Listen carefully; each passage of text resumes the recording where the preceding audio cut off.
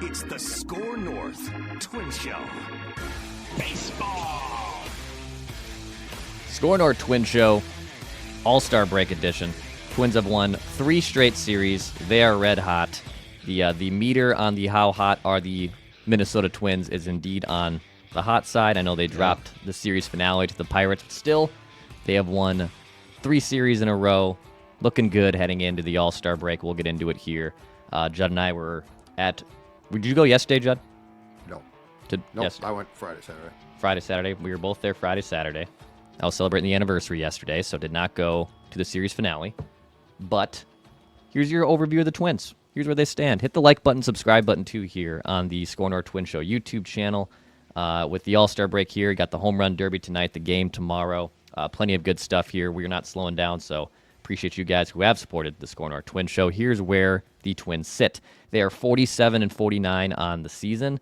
They have a minus 18 run differential on the year, but I will say, even though they're second in the Central and 11.5 games back, 4 games out of a wild card, they are 6-3 over the last 9 with a plus 17 run differential in those last 9 games, plus a lot of big one-run victories, letting the bullpen holding it down. Some key categories here. They are 20th in runs scored per game, 19th in OPS, and 9th with runners in scoring position. Team ERA, they're 19th. Starter ERA, they're 15th. Bullpen ERA, they're 22nd. Playoff odds, 9.6% according to Baseball Reference. That's up 5% in the last week. They have climbed up. Fangraphs a little more optimistic. They have the Twins at a 23% chance to make the playoffs, which is up about 4% from a week ago. So little uptick in the playoff odds. They've won 3 series in a row, beating the Rays, Cubs, and Pirates. What are the vibes right now? Judd, you want to start us off with a vibe check? Sure, I will. In my opinion, the vibes are somewhat conflicted here. Who is this team? Is this a team that should consider trading at the deadline? Is this a team that can grab a wild card spot and possibly win a round? And here's why I feel that the conflicting feelings are really strong. Bob Nightingale reporting on Sunday, USA Today, that the Phillies, who I think are have set up shop now. Like they're at every Twins game. Phillies are huge Twins fans, are pursuing, as are a few other teams, Griffin, Jax, and or Duran. And so the Twins now, as you said, Dex, 2 games under at 47-49. Before the deadline, the trade deadline, they will have 3 at Colorado coming out of the break. They will have 3 then against the Dodgers in Dodger Stadium, 3 against Washington here, and 3 against what is right now a red-hot Red Sox team that's won 10 consecutive games. So maybe there's some clarity available. But I feel like if you are a member of the Twins front office, that you are definitely conflicted on what you have here. I personally would probably still sell some parts, but this definitely also gives you cause probably to think about it more. Oh man, yeah, the vibes are definitely conflicting, and I'm probably jumping in front of our favorite current Twins things here, but I really feel like the entire conversation, because there's 2 more weeks until 2.5 weeks until the trade deadline, and they will figure that out after the All-Star break. I think the vibes are BUCK-TASTIC, and I think that should be the sole celebratory point of the All-Star break, is we are witnessing one of the great seasons in the history of Twins baseball. We're witnessing one of the great seasons in 2025 in baseball. I know that Aaron Judge is going to just sit atop of the headlines, rightfully so.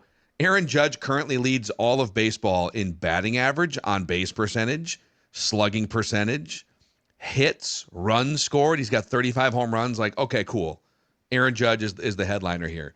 But Byron Buxton is right at the top of that second group in terms of valuable players across the board. He's currently on pace to hit 40 home runs, steal 30-plus bases, have a 900 OPS, and 7.5 to 8 wins above replacement, which would make it one of the great seasons in Twins position player history. And the 5-for-5 performance the other night, I mean, it's a shame that the rest of the team For years and years and years, it was if Buck could just join the party, what would the Twins be able to do in October, right? And we'll see if he's available by the time this October rolls around, whether the Twins are or aren't playing in October. But this year, it's literally the rest of the team. It's everybody else. If two guys would show up, if Royce and Correa or Brooks Lee, if he wasn't still going through like young player struggles, can anyone else join this party besides Byron Buxton? But even if they don't, it's one of the greatest seasons we've ever seen in the history of Twins baseball to this point at the All-Star break. Yeah, it's become must-see TV. It's become a legitimate draw. If you're going to go to a game, what's Byron Buxton going to do today? The cycle was incredible. That is incredible. It was the first cycle by a Twin at Target Field. I remember being in the stands for when Kadire did it in 2009 at the Dome, which I believe was the last time a Twins player had done it at home. So that's been a very long time too. Kubels was 2009. So Kadire did it too? Both of them did. Yeah. In 1 year. And I think Kubel it was had like the month apart. Yeah, they were a month apart, April and and I think before Kubels, it was like 20 years that a Twin hadn't done a cycle, and they had two in less than 30 days, if I remember the fact right. But Buck has been absolutely incredible, and that's why for me, vibes right now are climbing. I mean, why can't they be climbing? They've won 6 of their last 9. They've beaten up on some teams, trying to figure out what they want to do at the deadline. Unless. And there's mostly softies in the schedule leading up to the deadline. And the Twins are off on trade deadline day. So July 31st, that is an off day for the Twins. So they will not be playing when the trade deadline is when that hits. But I think it's most likely a little move here and there that's likely to sell, not to buy, by the way. I think they do sell off someone. Jackson, Duran, if they continue to win, are off the table. Like, if they're winning, why would they obviously sell one of those two guys? Now, could you create a bidding war for someone like Danny Coulomb or Harrison Bader? Ty France is hanging by a limb, I feel like, right now, so I don't know if you'd even get anything for him. But I think it's likely a sideways move if they continue to play like this. If they go in a tailspin, okay, let's entertain a Duran or a Jax conversation. If they beat up on the Rockies and Nationals, which they should do, but they do not, but they win one game against the Dodgers and Red Sox, I'm out. Because then you're not like Tampa Bay. I give them credit for Cubs. That's nice. The Pirates are, my God, terrible. But if you have success against 2 bad teams, and the Rockies are epically bad, and then you struggle against the Dodgers and Red Sox, you to me have shown yourself enough. And Jax, I mean, Phil brought this up last week. Jax is really tempting at that age. Depending on if the Phillies come, you should sell high on Griffin. Jax. Yeah, if the Phillies come to me with a boatload, like it's a really good, I would struggle not to trade Jax. Duran, I'm probably more on Declan's page with right now. Favorite thing right now, Judd? What's your favorite current Twins thing? Well, I did have Buck as well because let's keep talking about it. What that dude is doing is fantastic. 13 of 30 on the homestand, 3 doubles, a triple, 2 home runs. 2 stolen bases. I saw a stat, what is it, Stats Optima or something this morning, that Buxton is the first player in big league history to have as many home runs. And I think he's 17 for 17 in stolen bases. And those 2 things have never come together before at the All-Star break. Here's the other thing, too, is, and I know some will say, oh, who cares? But the fact that Byron Buxton, and I'm not saying that he is the MVP, the discussion is Judge, who's going to win it again, and the big dumper, Cal Raleigh, okay? But Byron Buxton deserves to be talked about right now. Like, I'm sorry, just as far as a respect thing, you don't do what that dude is doing and just get, oh, yeah, that's okay. Where are the Twins without him? And I say that because look back, the 1987 National League MVP, Andre the Hawk Dawson, who I loved, okay, played on a terrible Cubs team. And basically, at that time, they said, okay, yeah, the team didn't win, but that team would have been 10 times worse without him. I think we need to put some, and I don't ordinarily go down this path probably, but I feel like we need to put some respect on the season that this dude is finally having, because it is an MVP-worthy type season. Yeah, it is, and it's hard not to let your mind go to this place, but, it's interesting fodder. he's been capable of this type of a season for like 6 years. When he first came in and broke into the big leagues as a 21-year-old, he was very unrefined as a hitter. He had very little discipline in terms of identifying what the strike zone was. And if a pitcher made a mistake, he could potentially hammer it. Oftentimes, any hits that he was getting in the first 2 or 3 years of his career were, maybe like softly hit balls or ground balls that he would beat out because of, like, he literally hit a ground ball to shortstop and beat it out. And still does. And he still makes 31. Feel sweat, 100%. So like the first handful of years, it was high level defense in center field. It was speed, athletic ability, and a lot of like his slugging too was like, he had 19 doubles in 92 games in 2016. Like, but a lot of times those doubles and triples were not supposed to be doubles and triples for any other player. But he'd hit a flare into right center field off the trademark, and boom, he's on second base because he's so fast, right? But since about 2020, 2021, when the real, like actually 2019 is when the real power kicked in, where now he's slugging over 500. He's hitting a ton of doubles and home runs that are actual, like off the wall, over the wall. If he were to be able to put together fuller, healthier seasons, you can see the generational talent and output there. Since 2019, and since then he's only played more than 100 games once in those 7 seasons. But his per 162 game average, dating back 7 years now, if you were to extrapolate, is 38 homers, 92 ribs, 20 stolen bases, even with them not giving him a green light very often, and an 857 OPS, plus elite defense in center. Like that's a 7-year run, and the only thing missing is his availability to be in the lineup on a regular basis. That's a Hall of Famer. Like we're watching a Hall of Famer that won't be a Hall of Famer unless he somehow stays healthy for like 8 more years and plays 130 games a year. But this is a lost Hall of Famer that we are watching in Byron Buxton right now. Yeah, and I was talking with a buddy on Saturday after the game and was saying the same thing of, this is awesome because we're finally seeing it. And at the same time, he has been in the big leagues for 10 years and we've been tantalized by it. And even though we can still appreciate this season, man, I wish we were getting this for the last 10 years, right? I wish we got this over 162 games. You're seeing Freddie Freeman went from the Braves to the Dodgers, but like Freddie Freeman has been good since he came up, right? He's been awesome, especially the last 5 years, but he's been a really damn good baseball player. Aaron Judge, Mike Trout, there's these dudes that have just been studs from almost essentially the time they were in year 2 of the big leagues, and their franchises got to reap the rewards for their individual performances. And now we're finally seeing that with Buxton, and it's nuts. The speed that he still has, guys should be declining in speed. We should be likely having a discussion of, hey, maybe he should move to right field here coming up. No, because he's still insanely fast. He can still do everything that he was doing at 21 when he got called up into the big leagues. And for a team that has been criticized, rightfully so, for fans being checked out, completely understand. But when you watch Byron Buxton, you're realizing, oh, this is a dude worth rooting for. It's a good thing to come see it at the ballpark every day because you don't know what you're going to get. And you saw that on Saturday when he hit for a cycle. Like, a Twins player hasn't hit a cycle at home in 15 years. So, like, you don't know what you're going to get when you get to see Byron Buxton every day, and it's pretty awesome. If he had just continued on, so let's say that the success starts, because he was good and played a bunch of games, I think 140 plus in 2017. If that had been the start of a continuous stretch of him being healthy, and the power did come after that.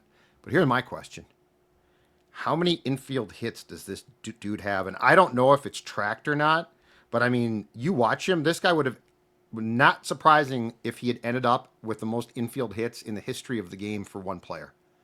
Like, he literally, Isaiah Kiner-Falefa looked like he was hyperventilating every time the ball came to him. Buck beat him out Buck beat it out on Saturday, and he got him on Sunday.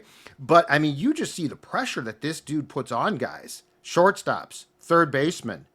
When he cuts it loose, it is so much fun. That's the thing is, if you consider if you consider baseball to be more than power, when Buck is going like he is right now, you give me a list of players who are more fun to watch.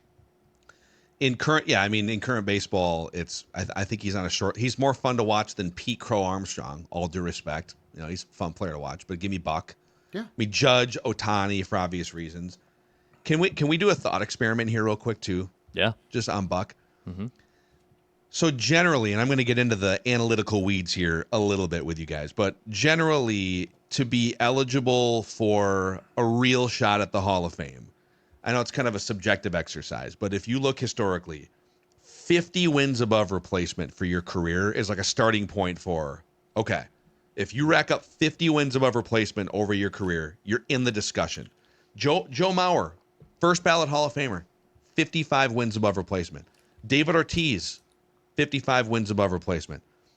Mariano Rivera as a closer, a little bit different to quantify WAR as a closer, but he was 56 wins above replacement. 60 wins above replacement really gets you there. You're definitely in the mix. And there's guys that have over 100 for their careers, and those are the guys that play 15 or 18 years, always healthy, always amazing, right? So Byron Buxton, if he finishes this season, so he's at 4 wins above replacement this year. If he stays healthy, he's probably going to tack on like 3 more wins above replacement this year, which would get him to 32 WAR for his career, age 31. Well, let's say he needs 20 more wins above replacement to just be in the discussion. It's very reasonable to say 5 more seasons, averaging 4 wins above replacement, which would be like way less than he's doing this year. Yeah. So 5 more seasons through age 36 at 4 wins above replacement would put him over 50 wins above replacement for his career. Now, if he could sneak in a couple more, like 6 or 7 WAR seasons, and this would obviously depend on him staying healthy for a stretch that's never happened in his career. And then sometimes you need a sprinkling of playoff success. Mauer didn't have it. Ortiz had it in spades, right?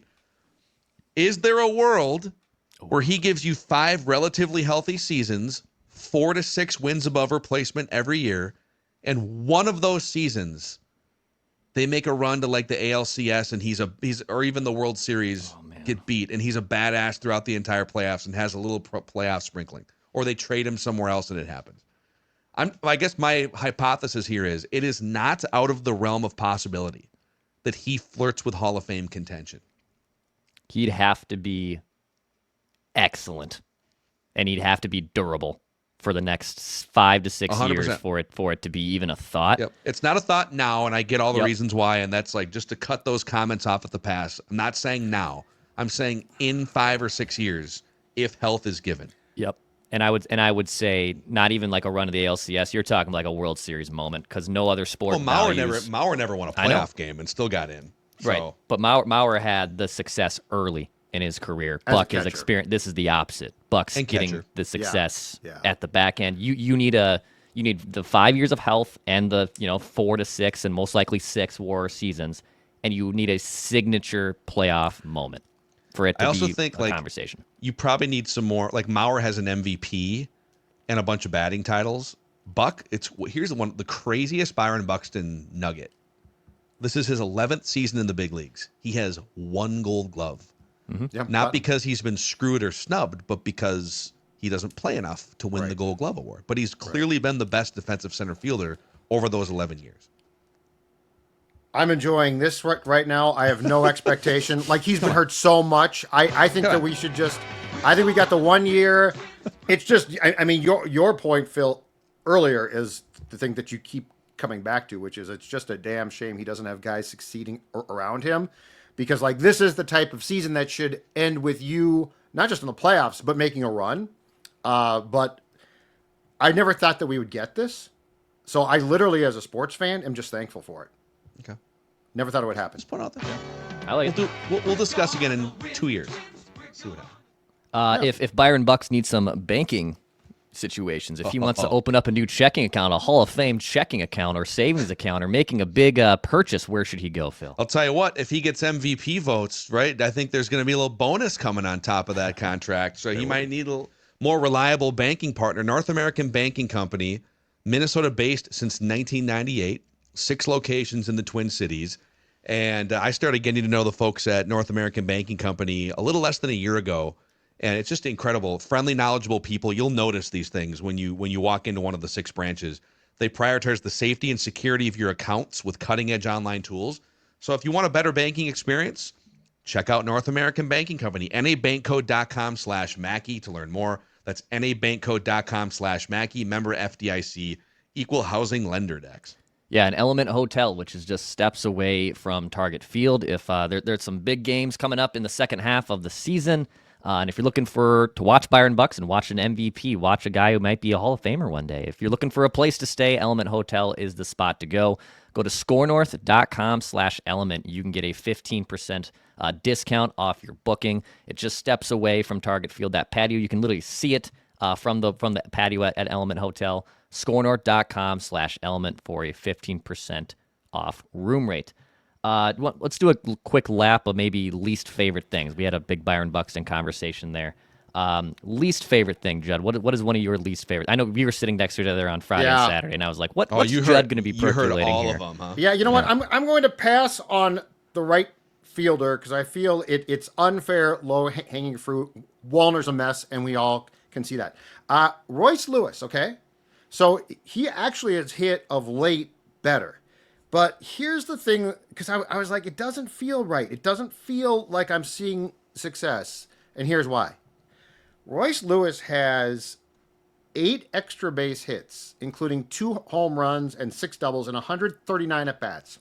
He is carrying an OPS of 583. On Sunday, of all the Twins who started, only Christian Vasquez at 493 was worse.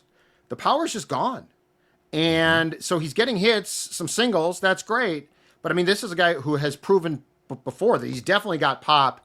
The OPS, 583. My least favorite thing is the lack of power production in any way, including doubles, that it seems the Twins are getting from their third baseman. Yeah, it's kind of because we now have like a year since he was last hot. Like he got hot for a week a little bit ago. He was really bad down the stretch. When's the last time you said, boy, he's pretty healthy and red hot right now, outside of like 4 games before his latest hamstring tweak? You know, it's but he's one of those dudes where if all of a sudden the light goes on, which it does sometimes, he will then be like one of the 5 best hitters in baseball exactly when you need it. And I think from the Twins' perspective, they'd love it to happen as soon as possible, even if you're playing some bad teams. If you could just like be that guy for a little bit, it would make our decision way easier at the trade deadline, one way or the other. Because I think if you're the Twins, and this is my least favorite thing, I'm actually going to give some grace to the front office right now. That I've been very critical of their trade deadline activity over the years because they're just constantly riding the fence. They've only been really aggressive once in like the 8 years of Derek Falvey. And I get in some cases why, as a mid-market team, you got to be careful shelling out a bajillion prospects every year because now you get stuck with nothing in the cupboards. I get all that. But you know what's really hard? Trying to figure out what to do at the trade deadline with a team that has Carlos Correa and Royce Lewis doing essentially nothing for the first half of the season. Correa has shown some signs of life recently, and his numbers continue to creep up a little bit further. His OPS is almost to 700 now. But you're sitting here trying to figure out this equation of what are we going to look like, not just in the next 2 weeks, but for 3 months. And you'd like to think these guys are healthy enough. They're in your lineup. I know Correa had a little scare there with the ankle, but okay, they're out there and they got bats in their hands. And combined, they've been worth 0 wins above replacement this year. So you're trying to figure, okay, are we about to ride 2 awesome hot streaks with these players in the second half and we figure that into our trade deadline math? Are they going to be like this all year? It's kind of hard to figure out if you're Derek Falvey and company. That's the same thing in my least favorite thing. You've won 3 straight series, 2 of them against playoff teams in the Rays and the Cubs. You beat Paul Skeens on Friday night. I mean, to be honest, one of my least favorite things was just kind of how much of a dud that turned out to be. Skeens versus Ryan. Ryan threw like 33 pitches. Skeens only went 5 innings. It definitely did not live up to the billing. Maybe we overhyped it in general, but I thought it fell woefully short, Judd. I don't know how you felt about it, but I thought it certainly did not live up to expectations. Skeens versus Ryan. I have now a bigger crush on Skeens than his girlfriend does. Watching that guy, oh my God. It's fun seeing him. Yeah. Ryan scuffled and struggled and actually won, which is funny. Watching that guy pitch in person, though, holy stuff. So I enjoyed what I saw from him. But as far as the matchup itself, yeah, it fell flat compared to what we thought. But it was still fun. Yeah, Crowd was great. And yeah, they've won 3 series in a row, but I'm with Phil. Like, you're still 4 games back. You can continue to play this solid little, hey, if you win every series the rest of the way, yes, you are probably going to be back in it. But you need a lot of help and a lot of things here. Like, they've won a lot of 1-run games, which has been solid. That was a huge problem for them in May and June. But the bullpen has been great lately, but then that also means you're going to be subjected to a blow-up here and there. They're not going to be able to get the hold or the save that they're looking for. There's still a lot of noise, unnecessary noise, that prevents them from putting them back in a playoff conversation or in a position where, no, keep everything together or go buy something at the deadline. I am not there yet, even after these last 9 games. Dude, this team is so unique compared to most of the other teams at the trade deadline in that you could make a very strong case for a fire sale. Say, just hey, screw it. Just literally go. You could shop any number of players on this team and make a case for that being the right decision to just take a step back, get as many young players as possible. Maybe you have to be bad again in 2026, but just like have a loaded group of young players 2026, 27 going forward. You could make that case. You could also make a case that, boy, if Correa and Lewis join the party and Pablo Lopez comes back for like the stretch run in September and they get in, that's a really tough, man. Harrison Bader and Buxton roam in the outfield, catching fly balls in the gaps. Your bullpen is deep. Like, I know Judd's about to reach through the screen and grab me by the scruff of the neck here, but like you could make a case if you're sitting in those boardrooms for a very wide variance of things in the next 2 weeks. I think if you're not going to buy, which I do not expect, I would sell some parts off. I can't, because I'm sorry, but I have lost faith that Correa is going to come back and I mean, he has moments, but they're moments. There's just a lot of things that I think would be based on hope, including Pablo. I'm sorry, but this notion that he's just going to come back and be Pablo again, he's going to miss months. So, like, unless you're going to go get a starting pitcher, which they're not going to, in my opinion, I would probably sell off some parts. It's not a fire sale, because I don't think you could conduct a fire sale unless you were going to trade Joe Ryan. That would be like satisfying. But again, Griffin Jacks is a very interesting piece that could get you a ton. Yeah, I mean, if you do, I don't think they're going to trade Joe Ryan. But if you did say Joe Ryan and one of those relievers in the same package, you'd get a haul. Like you get like 3 top 15 prospects from some team's stash, right? Yep. Yeah. Hit the like button, subscribe button. We're going to try to check in with our guy Trevor Plouffe, who's down hanging out with the John Boy crew in Atlanta, having a blast. All-Star game, home run derby tonight. We have plenty of Twin Show content, so appreciate you guys. Hit the like button and subscribe button. This is the SKOR North Twin Show.